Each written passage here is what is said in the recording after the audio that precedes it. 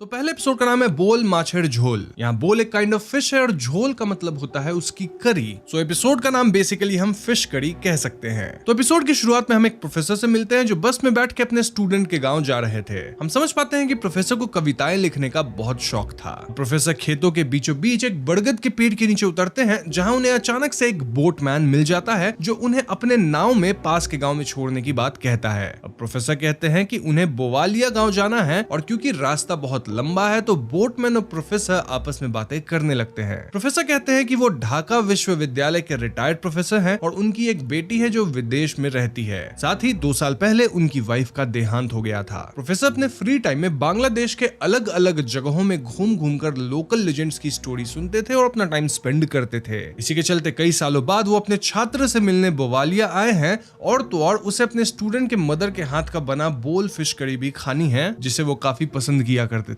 तभी उन्हें अपने स्टूडेंट अजीज का कॉल आता है जो उनसे उनकी वेयरअबाउट्स पूछता है और प्रोफेसर भी उससे पूछते हैं कि आज रात का सीन सेट है ना, जिसपे अजीज भी उन्हें आश्वस्त करता है कि हाँ आप बस आ जाइए, बाकी सब मैं देख लूंगा। प्रोफेसर की बातें सुन मांझी यानी जो बोटमैन है वो प्रोफेसर को बोवालिया गांव के बारे में कुछ तो बताना चाहता था लेकिन बार बार झिझक रहा था। मांझी का कहना था कि उसे बोवालिया गाँव से अकेले लौटने में डर लगता है और क्योंकि प्रोफेसर शहर में रहते हैं तो शायद वो सुपरनैचुरल चीजों पे भरोसा ना करे और यही वजह है कि मांझी शायद उनसे कुछ नहीं कहता। खैर अब शाम होते होते प्रोफेसर बोवालिया गांव पहुंच जाते हैं जहां अजीज उन्हें नदी तट पर लेने आता है। यहाँ बोटमैन प्रोफेसर से पूछता है कि वो कब वापस लौटेंगे ताकि उस तारीख को वो उन्हें वापस लेने आ जाए। ये सुन अजीज तुरंत कहता है कि इसकी जरूरत नहीं पड़ेगी क्योंकि गांव में काफी सारे नाव वाले हैं जो प्रोफेसर को वापस ले जा सकते हैं। खैर अब एक बुलॉक कार्ट में बैठकर अजीज और प्रोफेसर घर की तरफ जाने लगते हैं और रास्ते में ये लोग ढेर सारी बातें करते हैं। प्रोफेसर अजीज को धन्यवाद देते हैं क्योंकि अजीज के बुलाने पे ही वो बोवालिया जैसे सुंदर गाँव को देख पा रहे हैं और उन्हें तो अजीज के माँ के हाथों की बोल फिश की करी भी खानी है। ये बात सुनकर अजीज थोड़ा पैनिक करने लगता है क्योंकि वो मार्केट से फिश लाना ही भूल गया था, लेकिन प्रोफेसर उसे आश्वस्त करते हैं कि आज भूल गए तो क्या हुआ, थोड़ी ना मैं आज वापस अपने घर जा रहा हूँ, कभी और खिला देना। लेकिन अजीज तो अब रिपेंट कर रहा था कि वो मछली लाना कैसे भूल गया और इसीलिए वो बुलॉक कार्ट वाले रसूल से कहता है कि मार्केट से फटाफट एक मछली लेके मेरे घर में पहुंचा देना। खैर अब जर्नी के दौरान प्रोफेसर अजीज को एक सिगरेट ऑफर करता है लेकिन अजीज प्रोफेसर के सामने सिगरेट पीने से कतरा रहा था। स्टिल प्रोफेसर के इंसिस्ट करने पे वो एक ले ही लेता है। अब अजीज इतने सालों बाद अपने टीचर को पाके बहुत खुश था और वो प्रोफेसर से कहता है कि इस बार आपको जाने नहीं दूंगा। इनफैक्ट दोनों में ऐसी ही हल्की फुल्की कुछ बातें होती हैं जिसके बाद दोनों घर पहुंचते हैं। तो अब रात को डिनर के दौरान प्रोफेसर अजीज के माँ के हाथ की बोल फिश करी को खा के बहुत खुश होते हैं और उन्हें कॉम्प्लीमेंट भी करते हैं, लेकिन अजीज की माँ प्रोफेसर को देख के भी उन्हें अनदेखा कर देती है। अजीज यहाँ प्रोफेसर के रहने का बंदोबस्त पास ही के एक डाक बंगलो में किया था और वो प्रोफेसर से कहता है कि आप रसूल के बुलॉक कार्ट में बैठ के बंगलो जाके रेस्ट करिए और कुछ समय बाद मिडनाइट के दौरान मैं आपसे आके मिलूंगा।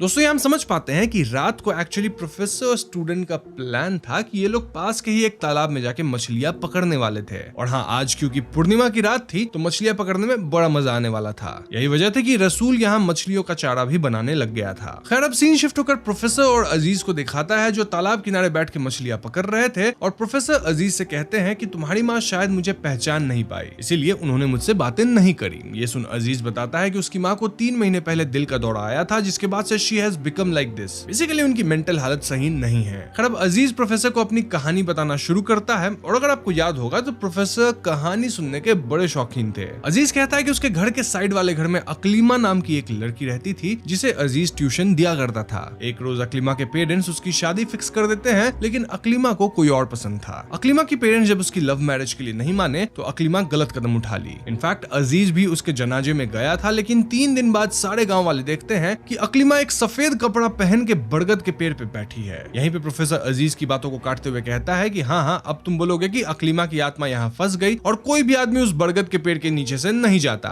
ऐसा तो हर कहानी में होता है और इसमें नई बात क्या है। लेकिन अजीज प्रोफेसर से कहता है कि नहीं ऐसी बात नहीं है, आप आगे कहानी सुनो, मेरी कहानी अलग है। अजीज आगे बताता है कि अकलीमा की आत्मा को पेड़ में देख मौलवी साहब भी उसे देखने आए और उस पर बहुत सारी क्रियाएं किए। मतलब उनको तो ये लग रहा था कि अकलीमा की भेष में शायद कोई आत्मा या जिन है लेकिन किसी भी भूत भगाने की क्रिया उस पे कोई असर नहीं कर रही थी। अकलीमा पेड़ पे बैठी ही रही और कुछ समय बाद उसने अपने लिए खाने को मिठाई मंगवाई। अब आपको पता होगा कि जिन को मिठाइयाँ पसंद है तो सबने यही सोचा कि मिठाई खाने के बाद अकलीमा की भूत शायद मुक्त हो जाएगी, लेकिन ऐसा नहीं हुआ। इंस्टेड वो पेड़ से उतरी और अपने घर जाकर बाहर के बरामदे में सो गई। जब वो उठी तो वापस से नॉर्मल हो गई थी लेकिन फर्क बस इतना था कि वो अब बात नहीं करती थी। खैर ये सारी कहानी सुन के प्रोफेसर कहते हैं कि ऐसा नहीं हो सकता और मरे हुए लोग वापस नहीं आते, इसीलिए मैं इस कहानी पे विश्वास नहीं कर सकता हूँ। लेकिन अजीज कहता है कि ये बात बिल्कुल सच है, क्योंकि 6 महीने में अब तक 13 मृत लोग अपनी कब्र से बाहर आए थे और आज जिस बुलॉक कार्ट में हम आए उसका ड्राइवर रसूल भी उन्हीं मृत लोगों में से एक है। अजीज यहाँ प्रमाण भी देता है कि हमने पूरे रास्ते रसूल को बात करते हुए नहीं सुना।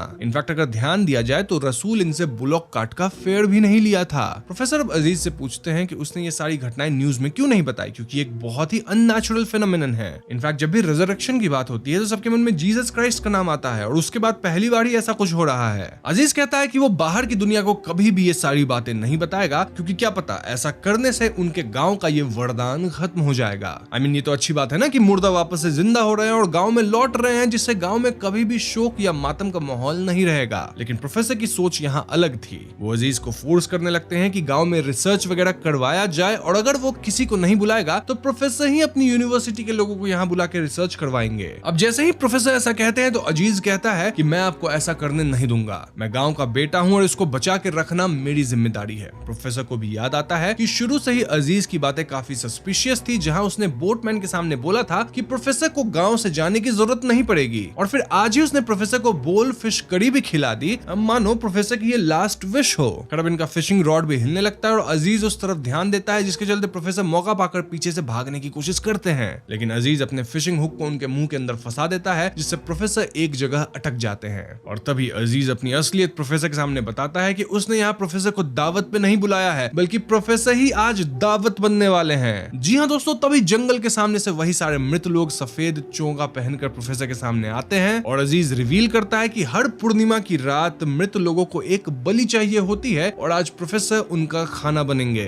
उन मृत लोगों में अजीज की माँ भी थी और अजीज हंसते हुए कहता है कि आपसे मैंने बस एक झूठ बोला कि मेरी माँ हार्ट अटैक से बच नहीं पाई, जबकि ऐसा नहीं था। हार्ट अटैक में वो मारी गई, यानी 3 महीने से वो मृत है लेकिन स्वाभाविक जीवन जी रही है। मतलब इस गांव में सब लोग मृत होकर वापस आ ही जाते हैं। प्रोफेसर इन सबको देख इतना डर जाते हैं कि वो हुक्ड हालत में किसी मछली की तरह तड़पते हुए उसी तालाब में घुस जाते हैं। देखा जाए तो यहाँ काइंड ऑफ आयरनी है कि कैसे हम भी मछलियों का शिकार करते हैं और यहाँ प्रोफेसर भी आज एक मछली की तरह शिकार बन गए। ये एंटिटीज प्रोफेसर के पीछे पड़ जाते हैं और अजीज पागलों की तरह हंसता है, लेकिन उसकी आंखों में हम दुख भी देखते हैं, इंडिकेटिंग कि वो ये सब करके खुश तो नहीं है, लेकिन उसे तसल्ली है कि उसने अपने गांव के सीक्रेट को बाहर नहीं जाने दिया। एपिसोड 1 यहीं पे खत्म हो जाती है। तो दोस्तों ये थी पहले एपिसोड की कहानी, जिसकी स्टोरी काफी सिंपल थी। ये स्टोरी है बिट्रेयल की, जहां एक स्टूडेंट अपने टीचर को धोखा देता है और उसे खत्म करवा देता है just to preserve his villages secret. और इससे जो यहाँ एंटिटीज बन गए हैं, यानी वो लोग जो कि मृत होके वापस आ रहे हैं, वो भी पैसिफाई हो सके। तो हाँ, यहाँ कमेंट्स में आप भी बताइएगा कि आपको ये कहानी कैसी लगी और कहानी का ट्विस्ट कैसा लगा। जब तक आप कमेंट्स कर रहे हैं, हम बढ़ते हैं दूसरे एपिसोड की तरफ, जिसका नाम है खसेर पाया।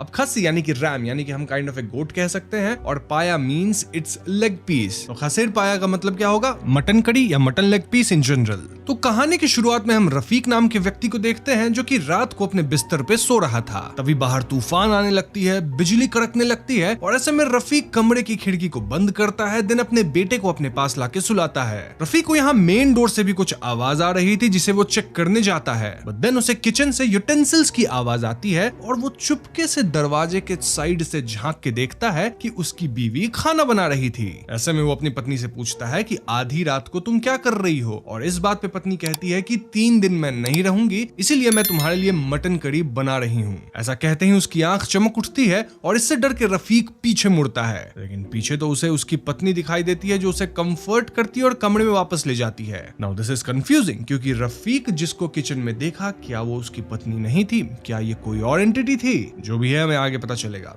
खैर, अगली सुबह रफीक अपनी पत्नी और बेटे को उनके मायके छोड़ने चला जाता है और इनकी बातों से हम समझ पाते हैं कि ये ट्रिप उन्होंने बहुत दिन पहले ही प्लान किया था। अब ओरिजिनल प्लान के मुताबिक तो रफीक भी इनके साथ वहां जाने वाला था, रहने वाला था, लेकिन फिर एंड मोमेंट में उसे ऑफिस का कुछ काम आ गया था, जिसके चलते वो नहीं जा पा रहा था। उसकी वाइफ कहती है कि छोड़ो, फिर मैं भी नहीं जा रही, लेकिन उनका बेटा काफी एक्साइटेड था, इसलिए रफीक अपनी पत्नी को जाने को कहता है। अब किचन में रफीक की पत्नी उसके लिए मटन करी बना रही थी, यानी कि खासिर पाया, और वो सेम कल रात वाली लाइन बोलती है, जिससे कुछ टाइम के लिए रफीक वापस से शॉक में आ जाता है। लेकिन सून वो अपने आप को संभाल लेता है और वो अपनी वाइफ से ये भी कहता है कि रात को वो अपने दोस्त आरिफ को बुला लेगा। क्यों? क्योंकि रफीक को घर में अकेले रहने में डर लगता है। तो आगे हम समझ पाते हैं कि रफीक एक सरकारी दफ्तर में अकाउंट्स डिपार्टमेंट में काम करता था और वो अपनी वाइफ और बेटे को ड्रॉप करके ऑफिस पहुंच पहुंचता है। ऑफिस में उसे जमीन पे एक केबल पड़ी मिलती है और रफीक पियून हमजाद को बुलाकर इस वायर को सही करने को कहता है। इसके बाद रफीक अपने बॉस के केबिन में जाकर उनसे बातें करने लगता है, जहां इन दोनों ने मिलकर अकाउंट्स में कोई गड़बड़ करा था, जिससे रफीक की नौकरी खतरे में आ गई थी। मतलब गड़बड़ तो दोनों ने मिलकर करा था, लेकिन बॉस इससे अपना पलड़ा झाड़ रहे थे और रफीक को फंसा रहे थे। इन द एंड यहाँ रफीक को 3 दिन का टाइम मिलता है अपनी गलती सुधारने के लिए, एंड ऑफ कोर्स इससे रफीक काफी परेशानी में आ गया था।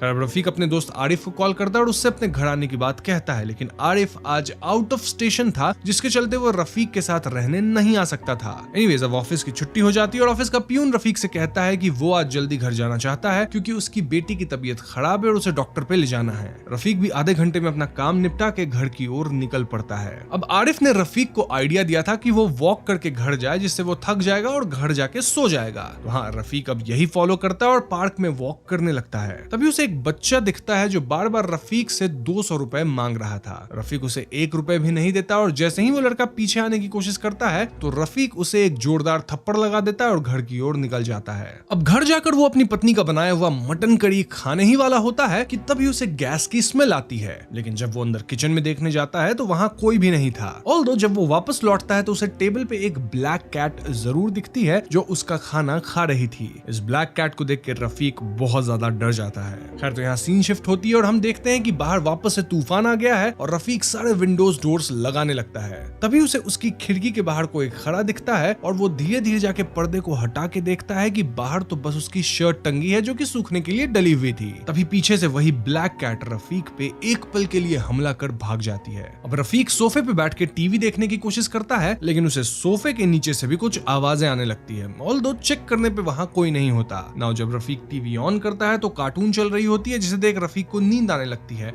और हम व्यूअर्स देखते हैं कि टीवी के ऊपर जो डियर का स्कल रखा हुआ है उसके हॉर्न्स में अचानक रेड लाइट जलने लग गई थी। खैर अगले सीन में रफीक को हम वापस ऑफिस में देखते हैं, जहां उसका बॉस उसे वापस काम के बारे में पूछता है और इस बार और भी ज्यादा प्रेशर डालता है ताकि इनकी जो धांधली थी ना वो पकड़ी ना जा सके। बेसिकली हेड ऑफिस से एक कमेटी ऑलरेडी बनने लग गई थी जो कि इस फॉर्जरी की जांच करेगी। तो ऐसे में रफीक वापस से काम करने लगता है और उसकी तबीयत भी खराब होने लगती है। ऑफिस से निकल के रफीक पैदल ही घर जाने का निर्णय लेता है, जिससे वो रात में थक जाएगा और तुरंत सो जाएगा। इनफैक्ट अब वो होटल में डिनर करने के लिए भी जाता है, जहां वो सिंपल दाल सब्जी राइस मंगवाता है, लेकिन वेटर गलती से उसके सामने खासिर पाया या मटन कड़ी ला देता है। और तभी होटल के एंट्रेंस पे एक पल के लिए रफीक को वही बच्चा दिखता है जो कल उससे पार्क में पैसे मांग रहा था। इस लड़के को देख रफीक की हालत और भी खराब होने लगती है। खैर अब रात के 3 बज जाते हैं और रफीक पसीने से तरबतर होकर नींद से जागता है, जहां वो देखता है कि बिस्तर पे वही छोटा लड़का उसका पैर खा रहा था। वो कह रहा था कि मैंने आपसे 200 रुपए मांगे थे मटन कड़ी खाने के लिए, लेकिन आपने नहीं दिया, इसलिए अब आपका लेग पीस खाऊंगा। ये दृश्य इतना भयावह था कि रफीक इससे डर के बिस्तर से ही गिर जाता है। बट देन अगले ही मोमेंट वो देखता है कि उसका पैर बिल्कुल ठीक है, यानी वो अब तक कोई डरावना सपना ही देख रहा था। अब रात के 3 बजे वो टीवी देखने लगता है, जहां टीवी पे पिछले एपिसोड वाला सीन चल रहा था। लेकिन आप व्यूअर्स से परेशान नहीं होना, ये बस एक छोटा सा रेफरेंस है पिछले पार्ट का और दोनों कहानी में कनेक्शन फिलहाल तो नहीं है। एनीवेज तभी रफीक देखता है कि सोफे के नीचे वही लड़का लेटा है और रफीक के पैर पकड़े हुए था, जो उसे वापस से वही बातें कहता है, मतलब वही 200 रुपए आपने नहीं दिए तो मैं आपका पैर खाऊंगा। इस सब से रफीक इतना डर जाता है कि वो फर्श पे ही बेहोश हो जाता है। अब अगली सुबह रफीक की आंख खुलती है, जिसके बाद वो तुरंत ऑफिस जाता है और देर तक काम करने लगता है। रफीक प्लान करता है कि वो ऑफिस में देर रात तक काम करेगा और अपने साथ प्यून को रखेगा, जिससे उसे डर ना लगे। इसलिए वो प्यून हमजाद से कहता है कि तुम भी मेरे साथ रुक जाना, मुझे डिनर वगैरह चाहिए होगा। हमजाद ये सुन रफीक से रिक्वेस्ट करता है कि उसे जल्दी घर जाना है क्योंकि उसकी बेटी की तबीयत खराब है, जिस पर रफीक कहता है कि एटलीस्ट 10 बजे तक तो रुक जाओ, तब तक मेरा काम ना हुआ तो तुम निकल जाना। अब ना चाहते हुए हमजाद को ऑफिस में रुकना पड़ जाता है। खैर अब हमजाद बाहर चाय पी रहा होता है और उसी वक्त अंदर लाइट चली जाती है और बाहर भी तेज बारिश होने लगती है। रफीक को अंधेरे से बहुत डर लगता था, जिसके चलते वो पैनिक करने लगता है और जैसे ही वो ऑफिस में इधर उधर घूमने लगता है तो उसे अपने पीछे वही बच्चा हाथ में बुचर्स नाइफ लिए दिखता है, जो उसे सेम बातें कह के डरा रहा था। रफीक इससे इतना डर जाता है कि वो भागने लगता है। और अगर आपको याद होगा तो इनके ऑफिस में एक वायर पड़ी हुई थी, तो हाँ उसी वायर में फंसकर रफीक काइंड ऑफ टेबल पे गिर जाता है, जहां उसका सर टेबल पे लग जाता है और ये चोट इतनी गहरी होती है कि धीरे धीरे रफीक अपना दम ही तोड़ देता है। इस एपिसोड के एंड में हम उसी बच्चे को वापस से पार्क में देखते हैं, जो इस बार एक और आदमी से 200 रुपए मांग रहा था। एपिसोड 2 यहीं पे खत्म हो जाती है। तो दोस्तों ये थी एपिसोड 2 की कहानी, जो कि पूरी तरह इसी चीज पे बेस्ड है कि कैसे 3 रात तक रफीक अकेले घर में ट्रॉमेटाइज रहा और फिर एट द एंड अपने डर के कारण वो समाप्त ही हो गया। कहानी में जो कुछ भी हुआ उसके 2 पहलू हो सकते हैं। एक तो ये हो सकता है है कि रफीक के पीछे सच में कोई शैतान पड़ा था जो उसे डरा रहा था, और वो बच्चा भी इसमें शामिल था। हो सकता है वो कोई शैतान का रूप हो जो कि लोगों से पैसे मांगता है, पैसे मिल जाए तो शायद वो लोगों को जिंदा छोड़ दे, और ना मिले तो वो अपने असली रूप में आके सामने वाले को समाप्त करता है। मतलब उन्हें डरा के ऐसे सिचुएशंस क्रिएट करता है कि इंसान खुद ही खत्म हो जाए। लेकिन यहाँ दूसरा पहलू ये भी हो सकता है कि ये सब कुछ रफीक के कमजोर दिल के कारण हुआ, जहां उसे पहले से ही अंधेरे में रहने से या अकेले रहने से डर लगता था। इनफैक्ट उस पे काम का भी बहुत प्रेशर था। मोरओवर उसने फ्रस्ट्रेशन में बच्चे को भी थप्पड़ मार दिया था। तो ये सारी प्रॉब्लम्स एक साथ आ गई और उसे एंजाइटी अटैक आया और वो टेबल से टकराकर समाप्त हो गया। अब मैं ये आप पे छोड़ता हूँ कि आपको कौन सा पर्सपेक्टिव यहाँ सही लगता है। इनफैक्ट अगर आपकी कोई एडिशनल थियरीज है इसको लेके तो आप कमेंट्स में जरूर बताइएगा। मीनवाइल हम बढ़ते हैं तीसरे एपिसोड की तरफ, जिसका नाम है हासेर सलून। हैश यानी डक और सलून is a type of curry, तो नेम क्या हो गया? डक करी। इनफैक्ट आप देख रहे होंगे कि तीनों एपिसोड्स में करी ही बन रही है काइंड ऑफ, एक में फिश, एक में रैम और एक में डक। ये काइंड ऑफ इस पूरे सीरीज के थीम को टाई करती है, ऑल्दो कहानियां काफी डिफरेंट है। तो चलिए जानते हैं तीसरी कहानी क्या है। तो तीसरे एपिसोड की शुरुआत में हम एक बोटमैन मुक्ता को देखते हैं जो मछलियां पकड़कर अपने गांव लौट रहा था। वो बोट को नदी किनारे लगाता है और तभी पीछे से कोई उसे बुलाता है। मुक्ता अब थोड़ा डर जाता है, लेकिन फिर सामने ही उसे एक आदमी दिखाई देता है जो उसे कुछ पूछने का नाटक करता है, और मुक्ता के पास आते ही वो अनजान शख्स उसके गले में एक फंदा डाल के उसे पेड़ से लटका देता है, जिससे मुक्ता वहीं समाप्त हो जाता है। हम समझ पाते हैं कि इस आदमी का नाम मुज्जू है और वो एक कॉन्ट्रैक्ट किलर है जो अपने क्लाइंट से पैसे लेके विक्टिम्स के ठिकाने लगाता है। इनफैक्ट अपना काम खत्म होने के बाद वो हसार सलून या डक कड़ी खाता है और एक और काम भी करता है जो फिलहाल तो वो बताता नहीं, लेकिन इवेंचुअली हम जान ही जाएंगे। खैर उसे उसके क्लाइंट का कॉल आता है जो कि पॉलिटिकल पार्टी का कोई नेता था, और मुज्जू उसे उससे बाकी के पैसे मांगता है। उनकी बातों से हमें पता चलता है कि अभी तक मुज्जू ने कुल 44 लोगों को समाप्त करा है और उसे इस बात पे बहुत गर्व भी है। यहाँ उसका क्लाइंट उसे एक और आदमी को समाप्त करने का टास्क देता है जो कि कल ही होने वाला था। खैर मुज्जू गांव में आगे बढ़ने लगता है और उसे एक प्यारी सी आवाज सुनाई देती है जो कि एक लड़की की होती है। ये लड़की काफी सुंदर थी और वो सुंदर सा गाना भी गा रही थी, और मुज्जू उसके आवाज से आकर्षित होके उसे गंदे तरीके से घूरने लगता है। तभी वहाँ लड़की की माँ आ जाती है और मुज्जू उनसे कहता है कि वो उनकी बेटी की सुंदर आवाज को रिकॉर्ड कर शहर के एक बड़े म्यूजिक प्रोड्यूसर को सुनाना चाहता है, क्योंकि उसके हिसाब से ये लड़की बहुत ही अच्छा गाती है और एक बड़ी सिंगर बन सकती है। साथ ही वो लड़की को एक नोट का बंडल देते हुए कहता है कि आज रात उसके लिए डक कड़ी बनाए ताकि वो एटलीस्ट माँ के हाथ जैसा खाना खा सके। अब ये औरत काफी गरीब घर की थी और कई दिनों से अच्छा खाना भी नहीं खाई थी, इसीलिए वो पैसे ले लेती है और रात के खाने के लिए उसे अपने घर बुला लेती है। हालांकि ये लड़की उसकी माँ को डांटती भी है कि जान पहचान ना होने के बावजूद भी उसकी माँ किसी अनजान शख्स को घर बुला के उसे दावत दे रही है। खैर माँ पैसे तो ले ली थी, तो ऐसे में मुज्जू रात को आता है, खाना वगैरह खाता है और फिर कहता है कि क्या वो आज रात यहीं बिता सकता है। लेडी कहती है कि उनके घर में एक ही कमरा है जहाँ ये माँ बेटी सोती है, तो मुज्जू यहाँ नहीं रह सकता। लेकिन मुज्जू कहता है कि वो यहीं आंगन में सो जाएगा, कोई दिक्कत वाली बात नहीं है। खैर आधी रात को मुज्जू उठता है और इन माँ बेटी के कमरे में जाकर उनके साथ गलत करता है और जाते जाते उन्हें खत्म भी कर देता है। तो आप समझ ही गए होंगे कि इन लोगों को खत्म करने के बाद मुज्जू को कैसी भयानक इच्छाएं होती हैं। अब मुज्जू एक बस स्टैंड के पास बैठकर अपना टाइम बिता रहा था और तभी उसे एक लड़का एक पिस्टल और बाइक देने आता है, क्योंकि आपको याद होगा कि आज के दिन उसे एक और बड़ा काम करना है। खैर मुज्जू सीधे एक पॉलिटिकल पार्टी के अड्डे में पहुंचता है और उसका काम था वहां के चेयरमैन को समाप्त करना। मुज्जू अब चेयरमैन के पीछे पीछे वॉशरूम में घुस जाता है, उन्हें गोलियों से भूनकर बाहर चला जाता है। मुज्जू मौके से फरार होने ही वाला था कि चेयरमैन के दो लोग उसे देख लेते हैं और उसके पीछे पड़ जाते हैं। अब मुज्जू जैसे ही बाइक पे बैठ के भागने वाला होता है तो पीछे से उस पर फायरिंग होती है, लेकिन कैसे भी मुज्जू बाइक लेके वहां से भागता है। अब भागते भागते मुज्जू काफी दूर आ जाता है और एकदम से उसे अपने आंखों के सामने चीजें धुंधली होती हुई दिखाई देती है, लेकिन वो रुक तो सकता नहीं था, इसलिए वो बाइक चलाता रहता है और फाइनली एक आधुनिक बंगला बोर्डिंग यानी एक होटल टाइप की जगह में आ रुकता है। वो सोचता है कि आज रात वो यहीं बिताएगा, इसलिए वो काउंटर पे जाके अपने लिए कमरा बुक करता है। वहीं रिसेप्शनिस्ट से उसका नाम पूछने पे वो कहता है कि उसका नाम मौत है, जिसे सुन मुज्जू थोड़ा हैरान हो जाता है। अरे मुज्जू अपने कमरे में जाकर आराम करने लगता है, लेकिन तभी बाहर से कोई नॉक करता है। बाहर वही रिसेप्शनिस्ट खड़ा था जो आज रात को मुज्जू को एक जलसा यानी पार्टी के लिए नीचे हॉल में इनवाइट करता है। मुज्जू जाना तो नहीं चाहता था, लेकिन स्टिल वो कहता है कि मैं आ जाऊंगा, और मौत उससे कहता है कि नीचे आपको गन लाने की कोई जरूरत नहीं है, सब वहाँ हार्मलेस लोग ही रहते हैं। एनीवेज तो अब मुज्जू नीचे जाता है और सारे लोग ड्रिंक्स वगैरह कर रहे होते हैं और देख के लग रहा था यहाँ कोई मास्क पार्टी चल रही है। मुज्जू भी ड्रिंक करता है और वहाँ उसे मेन सिंगर वही गाना गाते हुए सुनाई देती है जो वो पहले भी एक लड़की से सुन रखा है। इनकेस अगर आपको याद होगी मैं किस लड़की की बात कर रहा हूँ। और जैसे ही मुज्जू उसके सामने जाता है वो सिंगर अपना मास्क उतार देती है, जिसे देख मुज्जू चौंक जाता है, क्योंकि ये वही लड़की थी यानी उसकी जो विक्टिम थी। फिर पीछे उसे वही नेता मिलता है जिसको वो अभी अभी समाप्त करके भागा था। इनफैक्ट सामने उसे मुक्ता भी खड़ा मिलता है, जिसे हम एपिसोड के स्टार्टिंग में देखे थे। बेसिकली दोस्तों ये पार्टी कोई साधारण पार्टी नहीं थी, बल्कि यहाँ मुज्जू के सारे विक्टिम्स जमा हुए थे जो उसकी तरफ गुस्से से देख रहे थे और मुज्जू इन्हें देख काफी डर जाता है। मुज्जू अब इस पार्टी से भागने की कोशिश करता है लेकिन दरवाजा बंद हो जाता है। इनफैक्ट वहां एक साइन बोर्ड भी लगा होता है जिस पर लिखा था कि जो एक बार अंदर आ जाता है वो बाहर नहीं जा सकता।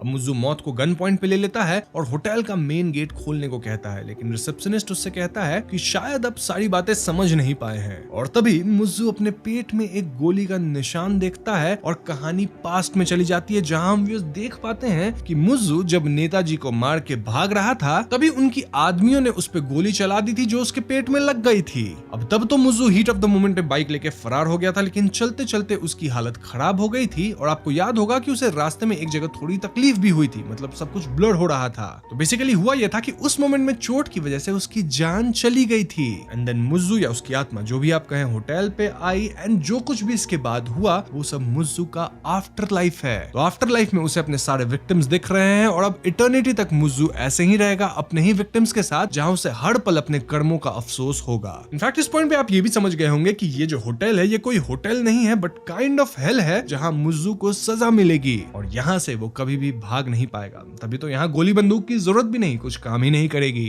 और ध्यान दे तो रिसेप्शनिस्ट का नाम क्या है? मौत, क्योंकि लोग पूरी जिंदगी कुछ भी करे अंत में उन्हें गुजर जाना होता है और उसके बाद उनकी आफ्टर लाइफ की जर्नी भी शुरू होती है। खैर अगली सुबह पुलिस को मुज्जू की लाश मिलती है जो कि उसी होटल के पास थी, लेकिन द ट्विस्ट इज कि यहाँ पे जो होटल था वो किसी खंडर से कम नहीं था। एपिसोड 3 यहीं पे खत्म हो जाती है। तो दोस्तों थर्ड कहानी काफी सिंपल थी, उसे फर्दर एक्सप्लेन करने की जरूरत नहीं है क्योंकि ऑफ कोर्स यहाँ आफ्टर लाइफ की बात कही गई है। मैंने यहाँ क्लियरली बता दिया है कि मुज्जू किस तरह से खत्म हुआ और आफ्टर लाइफ में उसके साथ क्या होगा। ये एपिसोड यही दर्शाती है कि जो कर्म भी हम करते हैं बीइंग इमॉर्टल तो उसकी सजा हमें जरूर मिलने वाली है। मतलब अच्छे कर्म करोगे तो अच्छा होगा, बुरे कर्म करोगे तो आपके साथ भी एंड में बुरा ही होने वाला है इन द आफ्टर लाइफ। अब पूरे